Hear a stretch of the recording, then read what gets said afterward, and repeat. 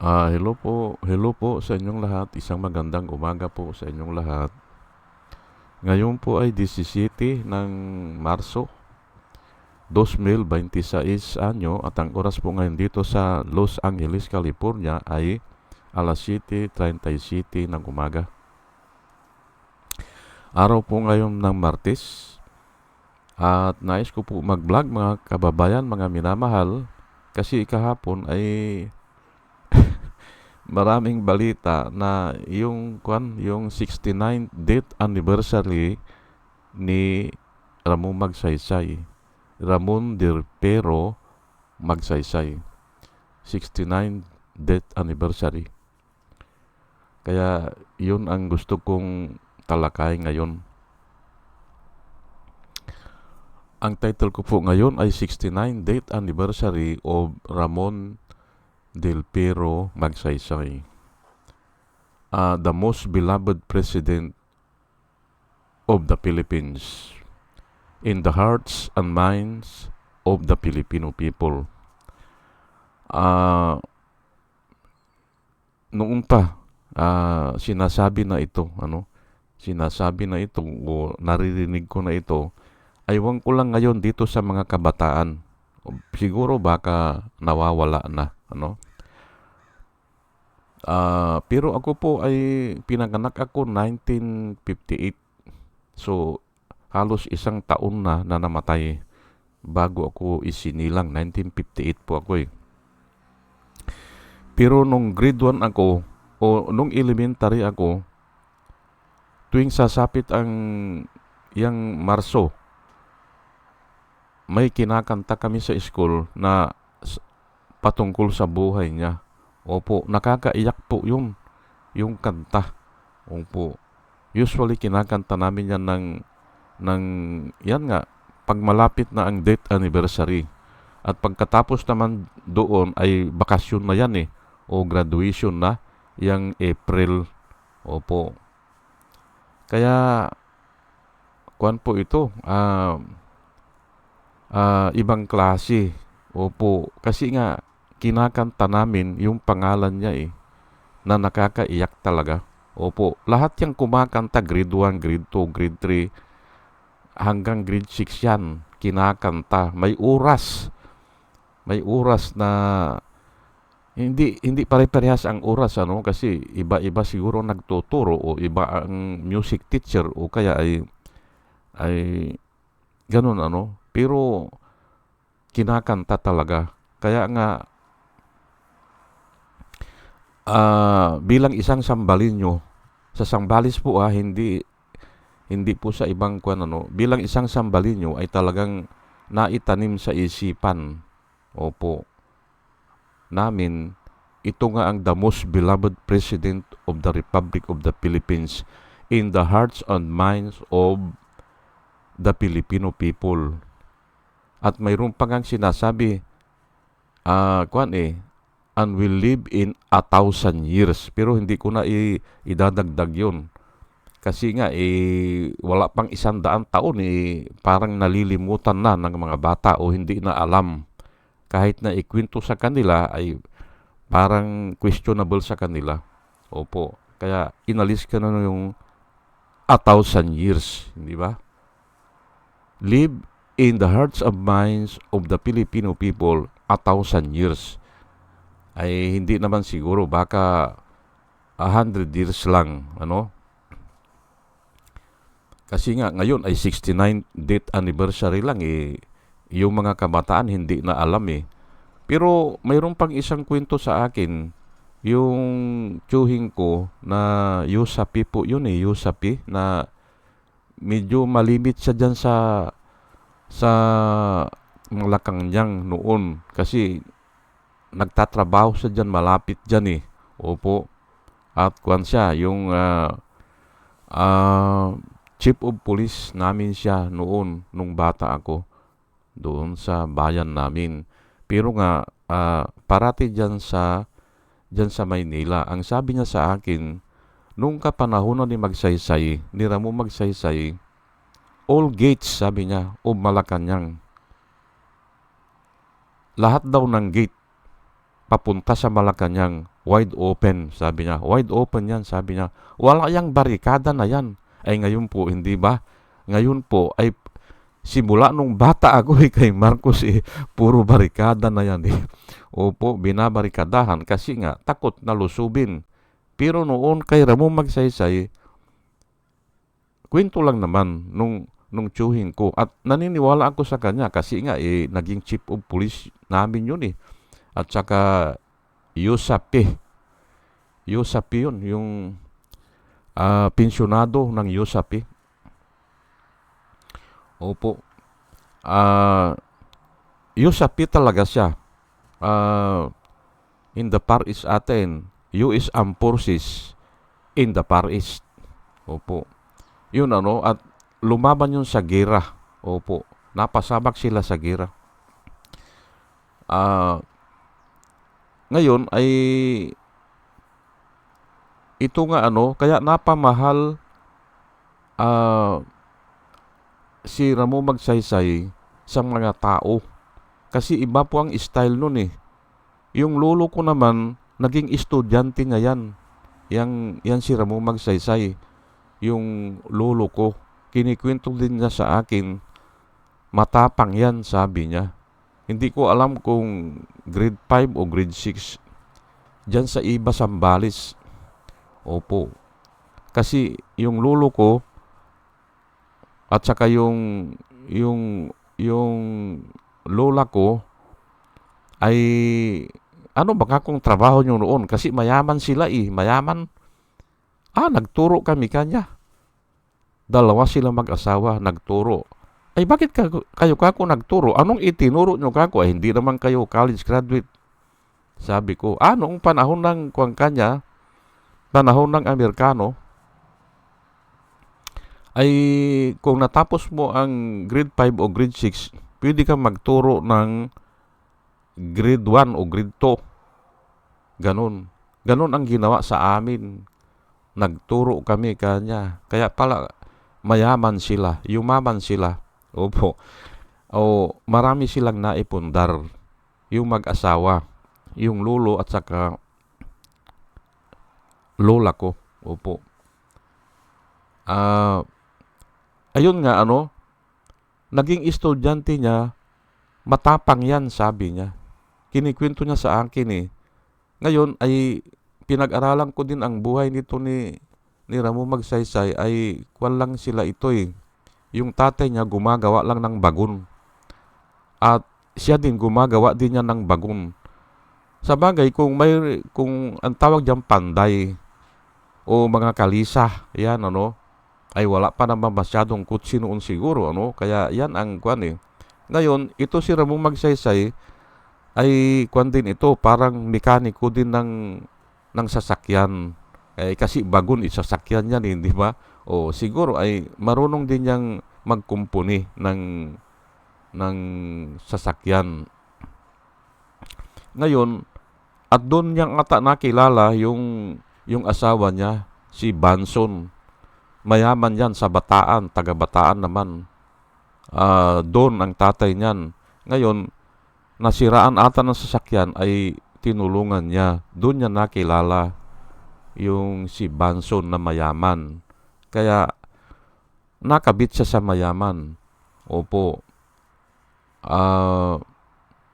Ngayon, ito si Ramon Magsaysay, graduate pala ito sa Jose Rizal Memorial College.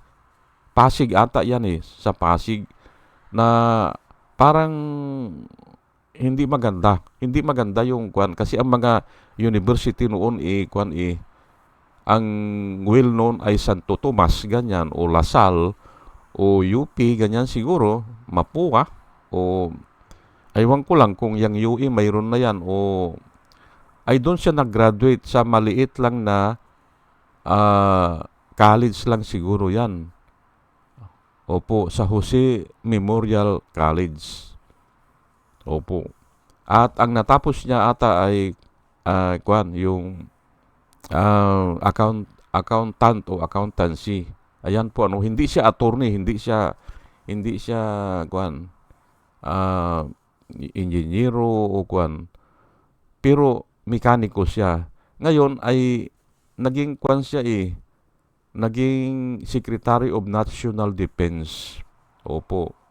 Hindi ko alam kung naging kuan siya by appointment. Hindi ko alam kung naging congressman siya ng Zambales. Hindi ko alam by appointment. Pero itinalaga siya na DND secretary. Opo. At doon sa sumikat kasi pinasuko niya po ang yung mga rebelde, yung mga hukbalhap noon. Nung pagkatapos ng gera ay marami pong nagkalat na mga baril, mga bala. Ay yun ang kinuha ng mga tao at nagtayo ng mga grupo ng mga bandido. Opo. At nung bata ako, ang daming ganyan sa amin. Ang dami. Opo, nung bata ako, ang dami.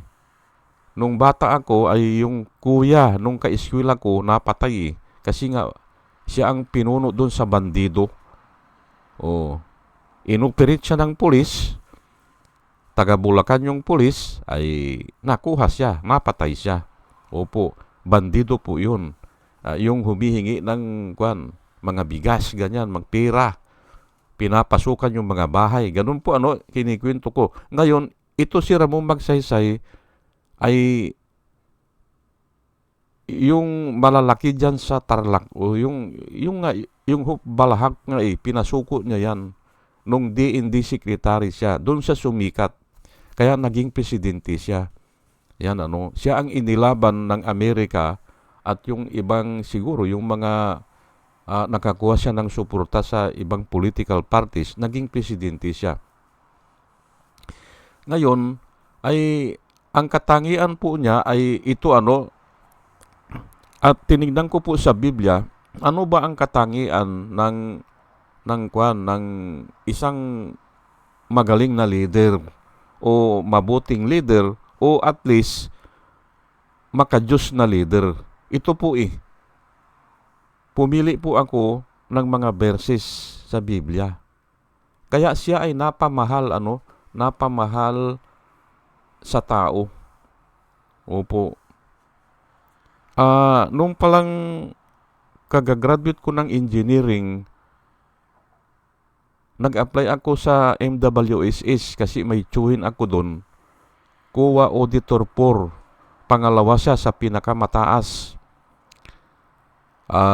Sa bagay ay kuha naman siya, hindi niya ako maipasok. Pumunta kami doon kay yung pinsambuo naman ni Ramon Magsaysay, si Eduardo Del Pero. Opo, civil engineer yun at saka sanitary engineer. At noong mga panahon na yan, ay siya ang commissioner ng PRC ng sanitary engineer. Nilapitan namin, ay kanya, ipasok kita, sabi niya. Pinsambuo po ni ni Ramon Magsaysay, sabi sa akin nung tsuhing ko, na attorney naman na nagtatrabaho sa kuwa sa Nawasa. Second in command siya doon sa kuwa. Kaya pinasukan namin yung opisina ni Eduardo Del Pero na taga-iba Zambales. Kanya, pwede kitang ipasok, sabi niya, pero maghintay-hintay ka lang, sabi niya. Kasi marami siyang tauhan Construction ata siya sa construction. Manager siya ng construction. Pero hindi naman ako napasok doon. Naipasok naman ako sa special project. Yung pundo na nanggagaling sa foreign funded. Ayan po kasi nga kahit saan kako, pwede ako kung saan ang may bakante ay doon na lang ako papasok. Ay doon nauna doon sa Office of the Special Project. Opo, hindi ako napasok doon kay Eduardo Del Pero. Opo. Ngayon ay ito po sa Psalm 78:72, and David shepherded them with integrity of heart, with skillful hands he led them. Ayan po. Kailangan may integrity of heart. Ayan po Nung si David ay naging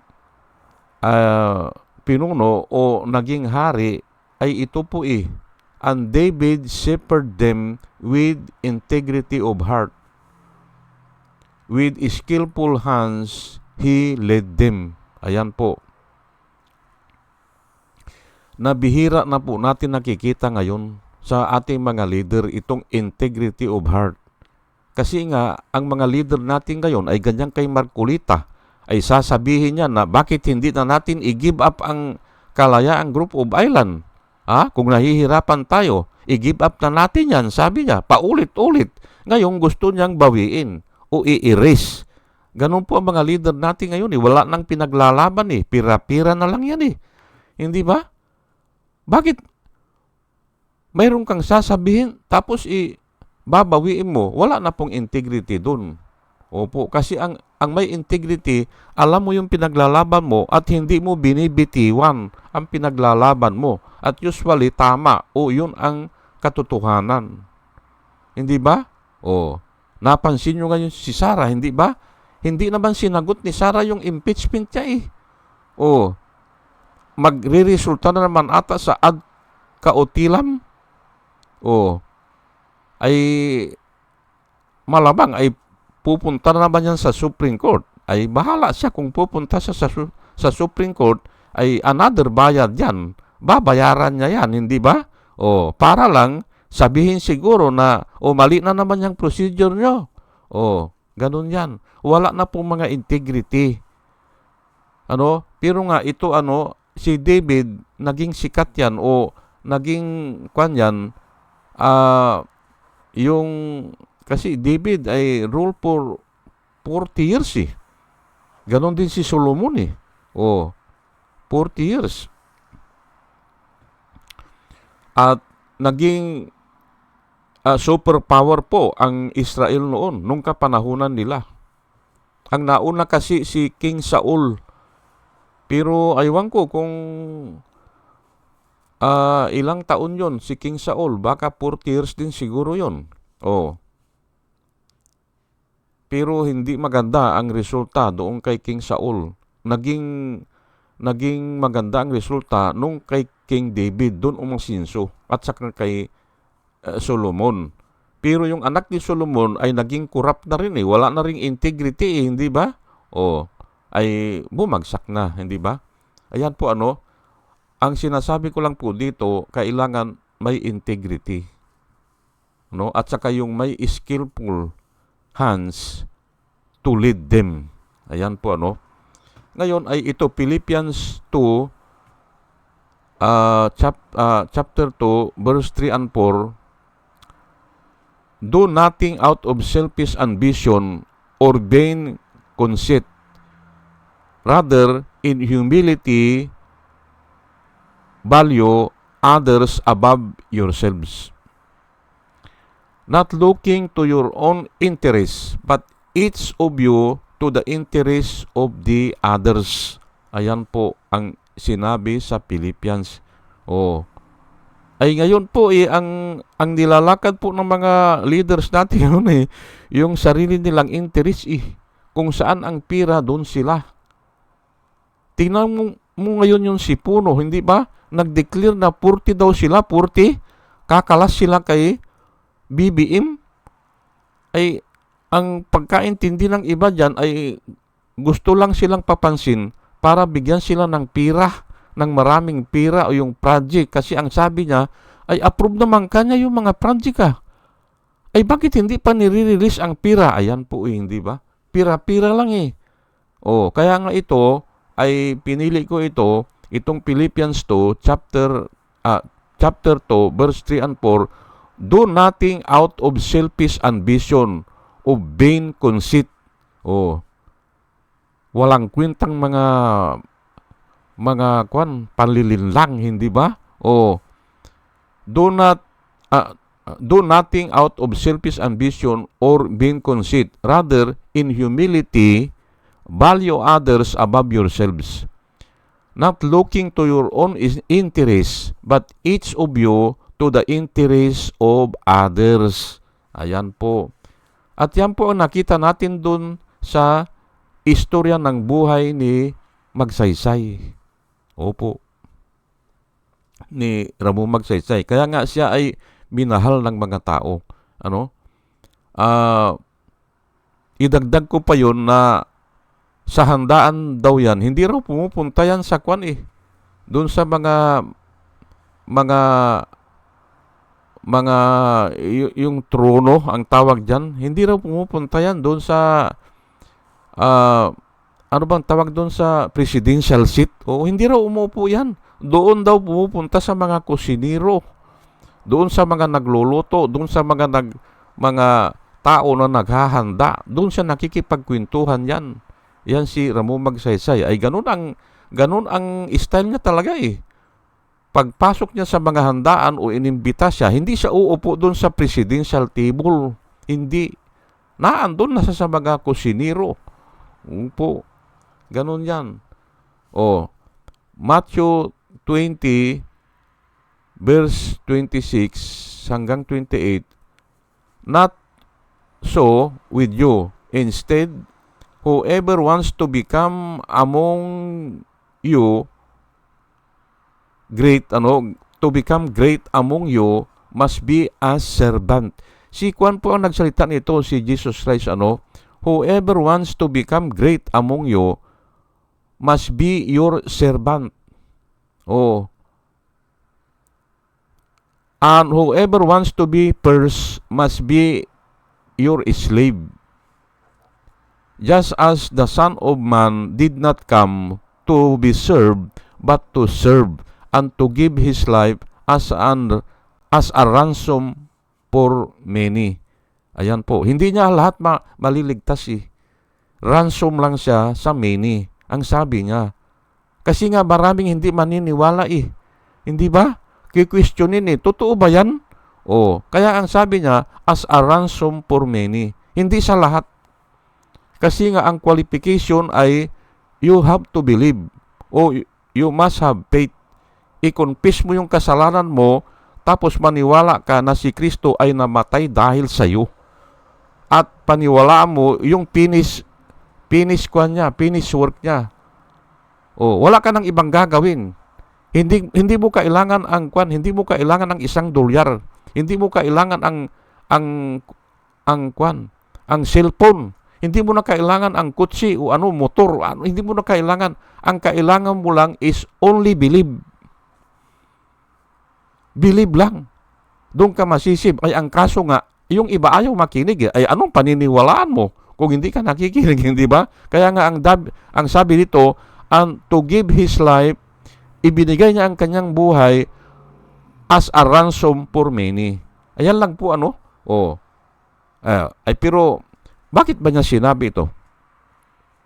Ang una po dyan ay Jesus called them together and said, sabi niya, alam niyo, sabi niya, that the rulers of these Gentiles, itong mundo, yung rulers ng mundong ito, sabi niya, lord it over them, and their high officials exercise authority over them. Ayan po nangyayari sa atin eh.